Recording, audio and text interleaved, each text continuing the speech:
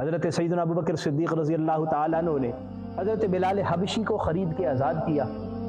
لوگوں نے کہنا شروع کر دیا کہ پتہ نہیں کہ بلال کا کیا احسان ہے صدیق پر کہ اتنے پیسے دے کر، عام روٹین سے زیادہ پیسے دے کر بلال کو خریدا اور خرید کر آزاد کر دیا۔ حضور کی خدمت میں عرض کیا، یا رسول اللہ میں نے آپ کی خاطر کیا اور ان کو آپ کی خدمت میں پیش کر دیا۔ لوگوں نے طرح طرح کی باتیں کرنا شروع کر دی کہ پتہ نہیں ابو بکر صدیق پر کیا احسان کیا ہے بلال نے، یا پتہ نہیں کیا مقصد ہے ان کا۔ قرآن مجید فرقان حمید کی آیات مقدسہ نازل ہو گئیں اور میں نہیں، تم لوگ غلط سمجھ رہے ہو۔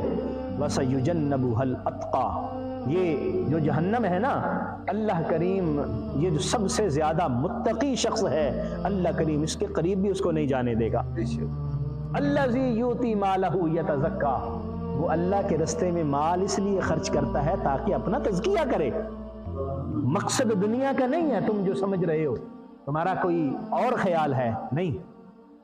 یؤتی مالہ یتزکا وما لأحد عندہ من نعمت تجزا، اور کسی پر کوئی احسان بھی نہیں ہے جس کا وہ بدلہ دے رہا ہے، پھر وہ مال کیوں خرچ کر رہا ہے؟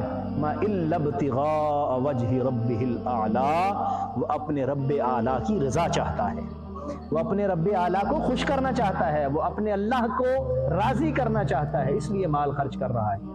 فرمایا یہاں اتقا سے مراد کون ہے؟ یہ آیت مبارکہ کس کی شان کو بیان کر رہی ہیں؟ مفسرین فرماتے ہیں یہ شان حضرت سیدنا ابو بکر صدیق کی بیان ہو رہی ہے۔ اللہ نے اتقا فرمایا، سب سے زیادہ تقوی والے، سب سے زیادہ متقی ابو بکر صدیق رضی اللہ تعالیٰ عنہ۔